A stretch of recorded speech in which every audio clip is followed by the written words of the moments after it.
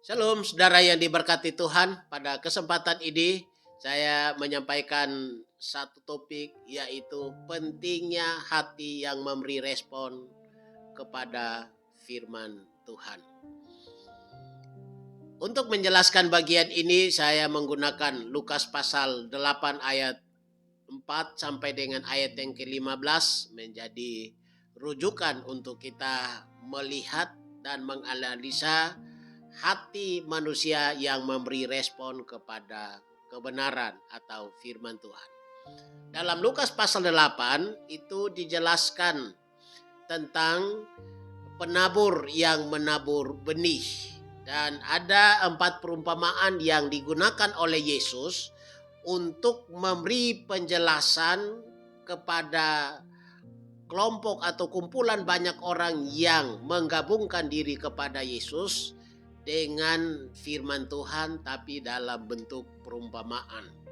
Perumpamaan yang pertama dijelaskan dalam ayat yang kelima, dikatakan bahwa ada seorang penabur keluar menaburkan benihnya, dan pada waktu dia menaburkan benihnya, sebagian benih itu jatuh di pinggir jalan, lalu diinjak orang dan burung-burung di udara memakannya sampai habis.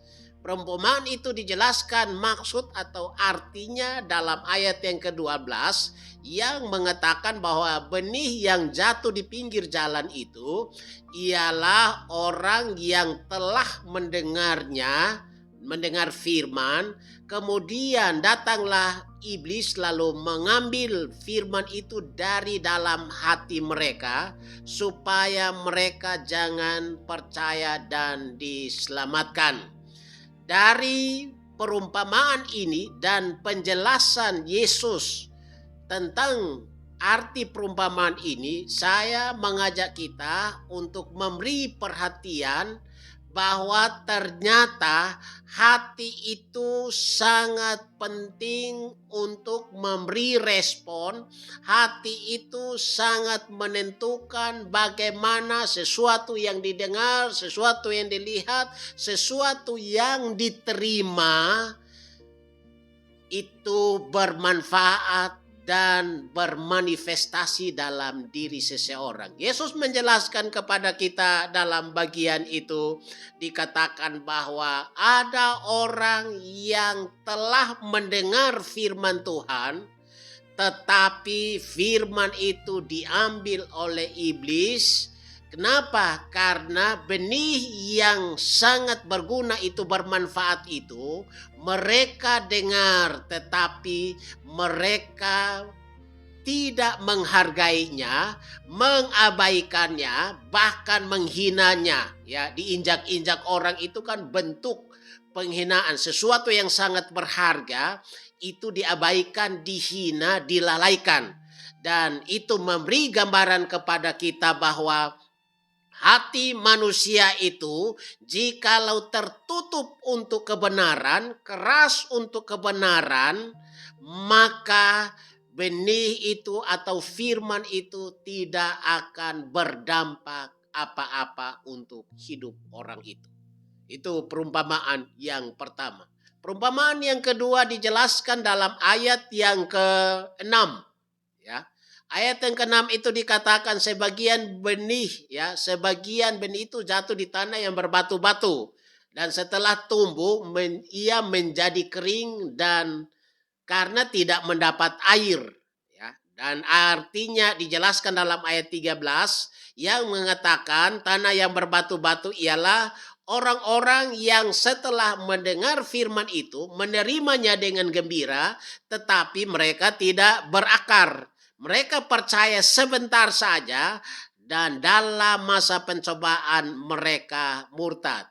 Bapak Ibu Saudara yang diberkati Tuhan, dari perumpamaan ini dan pencerahan Yesus untuk arti perumpamaan ini, saya mengajak kita bahwa benih firman yang diterima, orang bisa mengiyakan, menganggukkan kepalanya, dan bahkan dibilang wah luar biasa. Tetapi kita harus memberi perhatian bahwa pentingnya hati itu memelihara firman Tuhan sampai firman itu bertumbuh dan punya akar yang kuat di dalam batin orang itu, sehingga menjadi sebuah kekuatan yang sangat kokoh bagi dirinya. Itu sangat penting. Karena jikalau firman itu diterima hanya menjadi pengenak untuk telinga, firman itu kalau hanya menjadi firman itu hanya memberi kepuasan kepada batin kita, firman itu kalau hanya kita dengar dan kita suka, itu menjadi selera jiwa, itu kita perlu hati-hati karena ada masa atau ada keadaan-keadaan sulit yang jikalau Tuhan izinkan atau ukurkan kepada kita atau membawa kita kepada kondisi tertentu, banyak orang terpental. Jadi banyak orang terpental karena kondisi sulit. Banyak orang terpental karena keadaan pencobaan. Bahkan banyak orang murtad hanya karena tidak punya daya tahan yang cukup untuk hidup dan bertahan dalam kebenaran. Ini menjadi perhatian kita. Poin yang ketiga, perumpamaan yang ketiga itu adalah benih yang jatuh di semak yang berduri. Dan ayat itu dijelaskan maksudnya, pengertiannya dalam ayat yang ke-14. Yang jatuh di semak berduri adalah orang yang mendengar firman itu. Dan dalam pertumbuhan selanjutnya mereka terhimpit oleh kekhawatiran, kekayaan, dan kenikmatan hidup. Sehingga mereka tidak menghasilkan buah yang matang.